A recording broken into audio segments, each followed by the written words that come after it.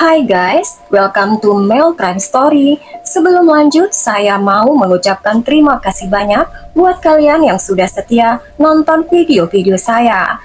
Dan yang belum subscribe channel ini, ditekan dulu tombol subscribe-nya supaya saya semakin semangat lagi membuat video-video menarik buat kalian guys.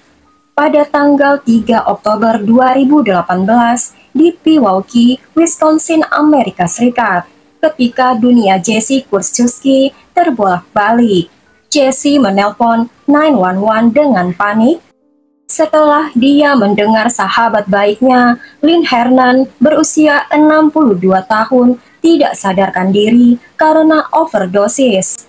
Jesse datang dan membantu Lynn bangun. Jesse selalu bersama Lynn karena Jesse menjadi pengasuh penuh waktu Lynn. Petugas tanggap darurat mereka menemukan Lynn pucat dan tidak responsif bersandar di kursinya. Petugas melihat tumpukan obat yang hancur di dada Lynn dan piring di dekatnya berisi obat yang hancur yang sama yang lebih banyak. Botol resep yang sama berserakan. Awalnya kematian Lynn yang tragis ini dianggap sebagai overdosis.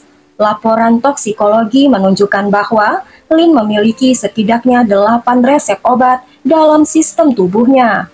Beberapa di antaranya tidak seharusnya diminum oleh Lynn pada saat itu, karena obat-obatan tersebut telah dihentikan oleh Dr. Lynn. Tetapi ketika penyelidikan berlangsung, terungkap petunjuk awal. Tampaknya kematian Lynn bukan karena kematian biasa. Setelah memeriksa seluruh tempat kejadian, petugas mengalihkan fokus mereka kepada Jesse berusia 39 tahun, teman dekat dan pengasuh Lynn.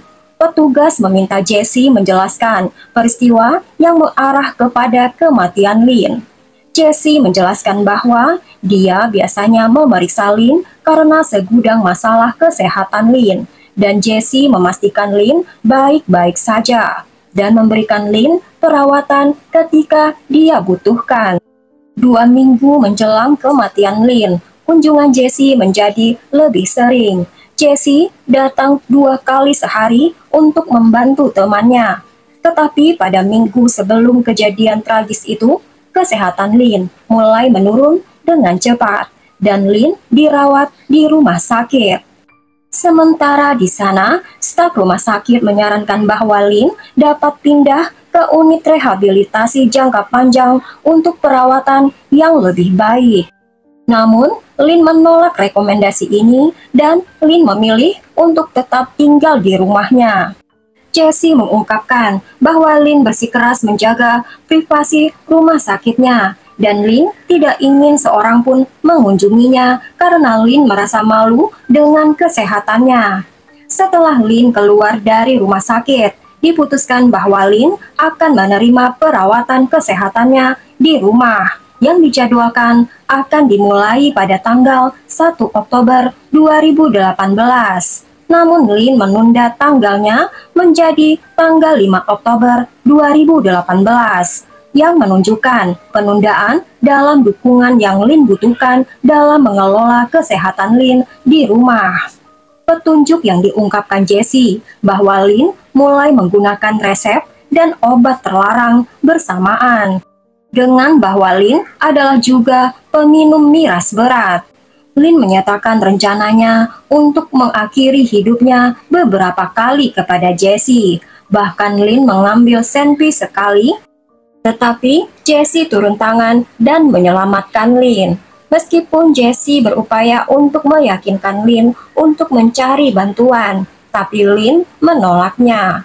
Mempertimbangkan informasi ini, petugas yakin bahwa kematian Lynn memang seperti yang dikatakan Jesse. Namun penyelidikan petugas tidak berhenti di situ.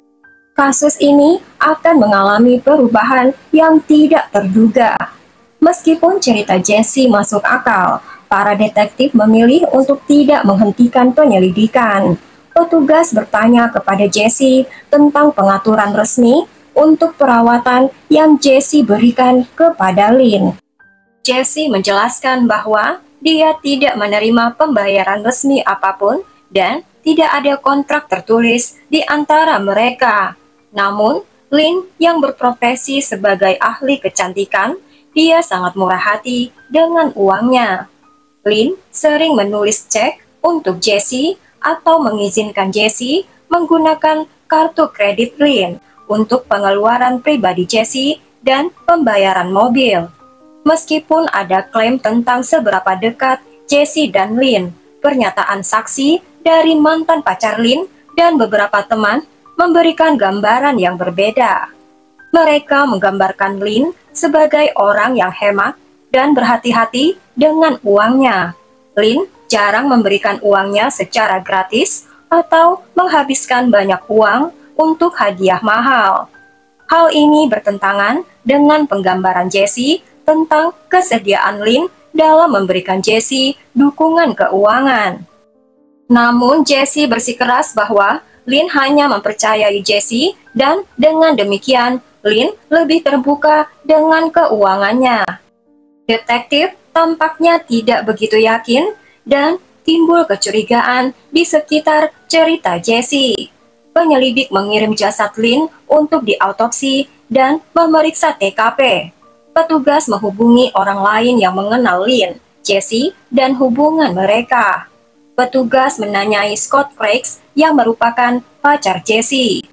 Scott menceritakan kepada petugas bahwa Scott dan Jessie telah tinggal bersama selama 1,5 tahun. Selama waktu ini, Jessie biasanya mengunjungi Lin 1 atau 2 kali sebulan. Tapi mereka bicara di telepon setiap hari. Namun 2 minggu menjelang kematian Lin, kunjungan Jessie kepada Lin meningkat secara signifikan. Menurut Scott, itu aneh. Jessie juga mengatakan kepada Scott bahwa Lin telah koma selama 5 bulan sebelum kematiannya, yang segera menimbulkan tanda bahaya bagi petugas. Petugas segera menyadari bahwa perkataan Jessie itu tidak benar, karena Lin sadar dan Lin tidak koma. Scott bahkan memperhatikan bahwa Jessie benar-benar putus asa setelah meninggalnya Lin, yang merupakan reaksi normal. Tapi ini semakin memperumit keadaan itu. Petugas harus menghadapi laporan yang bertentangan dan tidak dapat menentukan apakah Jessie benar-benar peduli dengan kesejahteraan Lin atau apakah ada sesuatu yang lebih serius yang Jessie sembunyikan. Penyelidikan masih berlangsung. Mantan pacar Lin, yaitu Jim, menerima pesan dari Jessie yang tidak hanya aneh, tapi mencurigakan bagi Jim, mengingat persahabatan dekat Jessie dan Lin. Jim menerima telepon dari Jessie. Jessie mengatakan, "Saya punya berita buruk, Lin melakukan bundir, dan akan ada makan malam di kenangan Jessie." Jim agak tidak mempercayai Jessie, bahkan Jessie tidak menangis. Perubahan tiba-tiba dalam perilaku Jessie dan kurangnya rasa penyesalan patut dipertanyakan. Tapi yang mengejutkan Jim adalah untuk dapat menerima Lin dapat mengambil nyawanya sendiri. Namun ini hanya permulaan karena akan ada lebih banyak informasi akan terungkap. Semuanya berubah pada bulan Desember 2018 ketika teman Lin melapor kepada polisi bahwa ikatan antara Lin dan Jessie tidak sesederhana seperti kelihatannya. Jessie berteman dengan Lin semata-mata untuk menarik keuntungan dengan Lin secara finansial. Klaim mengejutkan itu menunjukkan bahwa motif Jessie bersifat egoistik.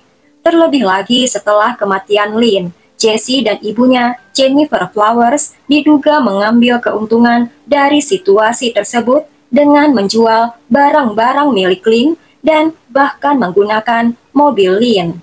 Pada bulan Januari 2019, pertanyaan mengenai kesehatan Lin terjawab ketika kantor pemeriksa medis menyelesaikan otopsi Lin dan melakukan pemeriksaan toksikologi.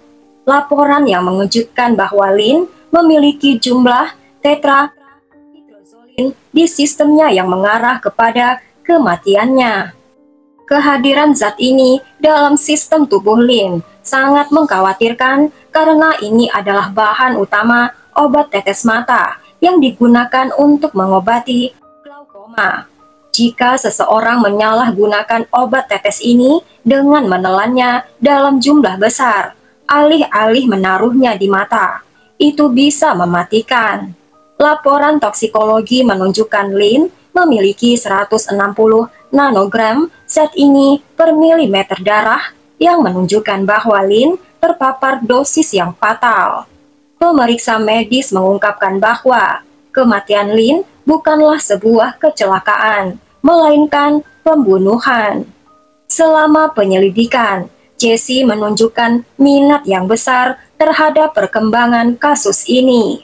Jesse biasa menelpon beberapa kali ke kantor pemeriksa medis untuk mengetahui hasil toksikologi Lin.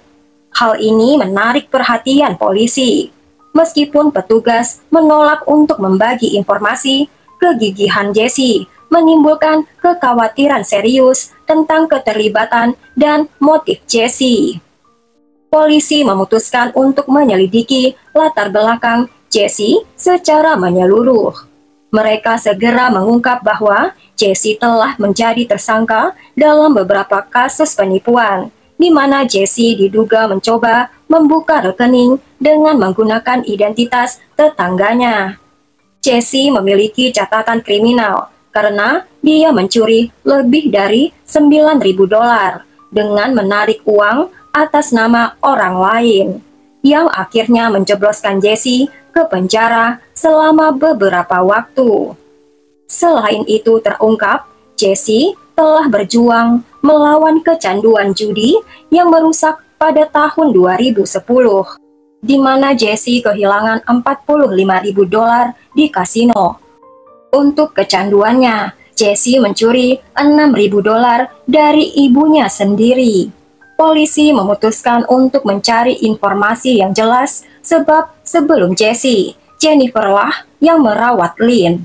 Detektif memastikan untuk tidak membuat Jesse menyadari kecurigaan detektif kepada Jesse.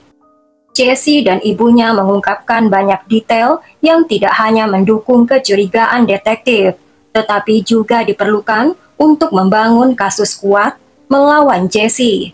Jesse dan ibunya mulai menceritakan semua detail saat Lin sakit, dan Lin berpura-pura dia baik-baik saja karena Lin terlalu malu dengan kesehatannya. Hal ini menimbulkan pertanyaan penasaran. Jika Lin ingin segera sembuh, mengapa Lin ingin mengambil nyawanya sendiri? Laporan penyelidik tentang Jesse adalah benar. Mereka melakukan upaya terakhir untuk memastikan bahwa Lin benar-benar bisa mengakhiri hidupnya sendiri. Tapi Jesse membenarkan bahwa Lin pasti mencoba overdosis hari itu. Pada akhir wawancara, jelas bagi penyelidik bahwa Jesse pasti terkait dengan pembunuhan Lin. Pada tanggal 9 Juli 2019, polisi telah mendapatkan cukup bukti untuk menangkap Jesse, di mana semua ini terkait dengan keuntungan finansial yang Jesse peroleh dari Lin. Beberapa petugas melakukan penggeledahan di rumah Jesse, sementara petugas lain menahan Jesse. Selama wawancara di kantor polisi, penyelidik memberitahu Jesse tentang keracunan obat tetes mata yang menyebabkan kematian Lin. Secara mengejutkan, Jesse tetap tenang dan mengklaim dia sudah tahu tentang itu. Reaksi ini membingungkan polisi yang bertanya-tanya mengapa Jesse tidak mencari bantuan jika Jesse sudah tahu Lin beresiko mengakhiri hidupnya sendiri. Jesse mengungkapkan kepada penyelidik bahwa Lin meneliti metode untuk mengakhiri hidupnya, termasuk mendapatkan pil dari pasar gelap. Ketika penyelidik fokus pada obat tetes mata dalam sistem tubuh Lin, Jesse segera menjelaskan bahwa Lin sering menggunakan obat tetes mata dan botol obat tetes mata itu tersebar di seluruh rumah Lin. Jesse menjelaskan bahwa Lin mempunyai kebiasaan membeli 6 botol obat tetes mata sekaligus setiap mereka pergi ke toko. Meskipun kebiasaan Lin ini, detektif mencatat bahwa tidak ada botol obat tetes mata yang ditemukan di dekat tubuh Lin. Selain itu, keberadaan zat dalam obat tetes mata di sistem tubuh Lin tidak konsisten dengan penggunaan obat tetes mata normal. Sekali lagi, Jessie menyebutkan bahwa saat-saat ketika Lin kesulitan menelan obatnya, Jessie akan menghancurkan obat itu untuk Lin. Tampaknya obat-obatan yang dihancurkan ini ditemukan di dekat tubuh Lin. Namun penyelidik meragukan penjelasan ini. Detektif percaya bahwa obat-obatan yang hancur ini sepertinya dibuat-buat karena laporan otopsi menunjukkan bahwa Lin tidak memiliki sejumlah besar obat-obatan di dalam sistem tubuhnya, selain vodka yang diminum Lin pada malam sebelum kematiannya. Pada tanggal 3 Oktober, Lin menceritakan rahasianya kepada Jessie dan mengungkapkan keinginan Lin untuk mengakhiri hidupnya. Hal ini menandai perubahan signifikan dari keterangan Jessie sebelumnya.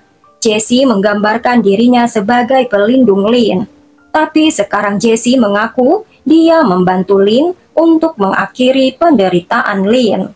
Menurut Jessie, Lin mengungkapkan bahwa dia telah mencoba mengakhiri hidupnya dengan pil sebelumnya, tapi itu tidak berhasil.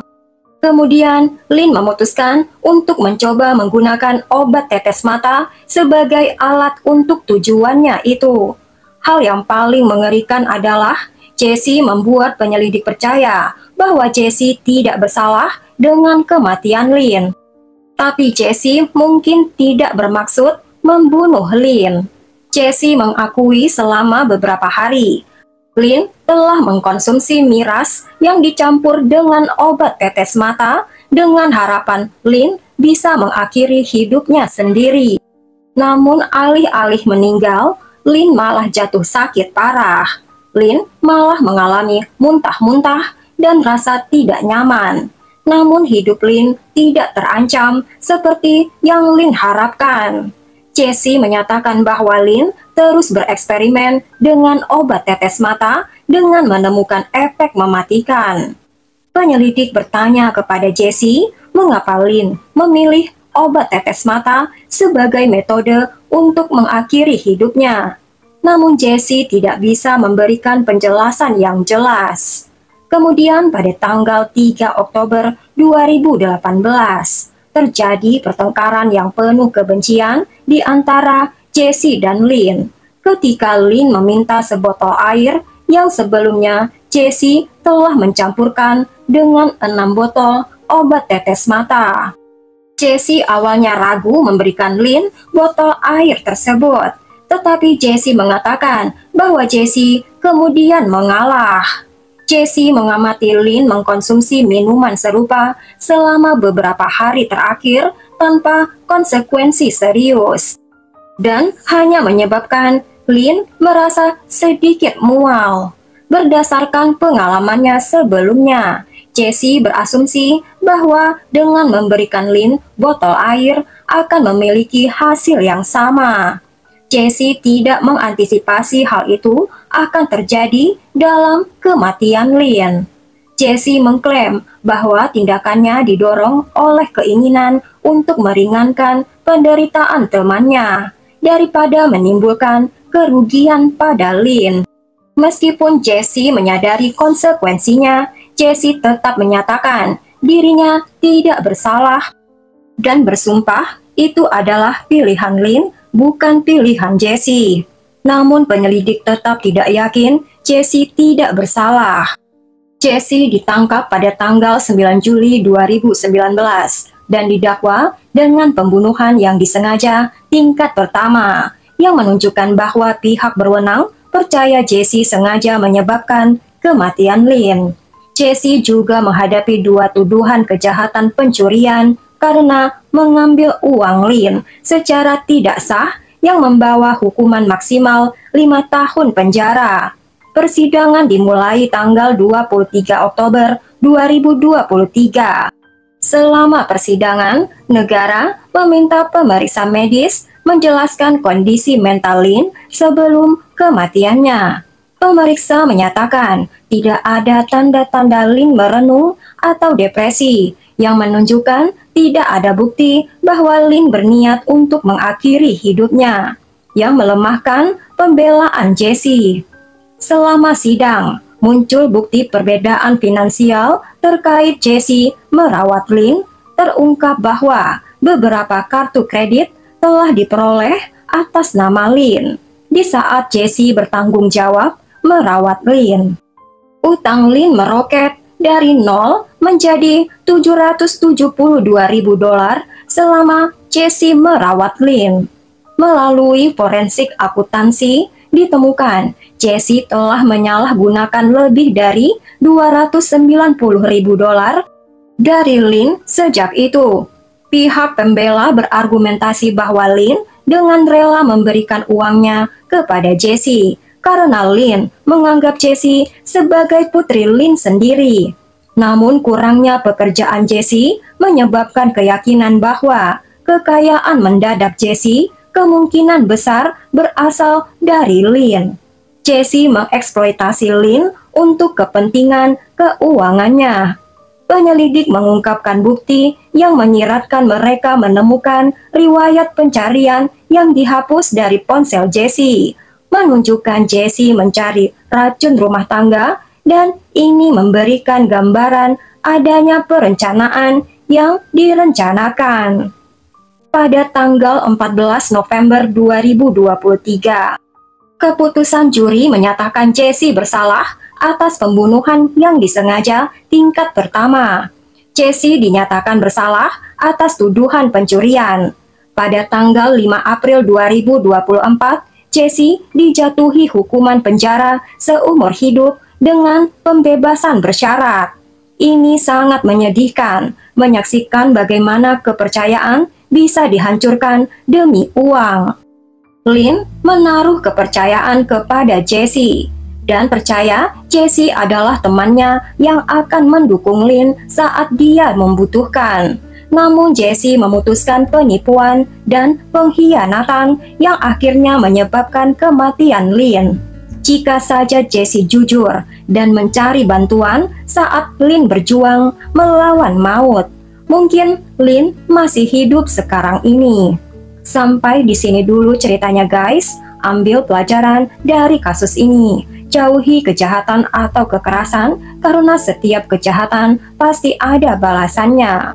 Bila suka ceritanya, berikan like dan subscribe channel Mel Crime Story. Tekan juga loncengnya untuk cerita yang lain.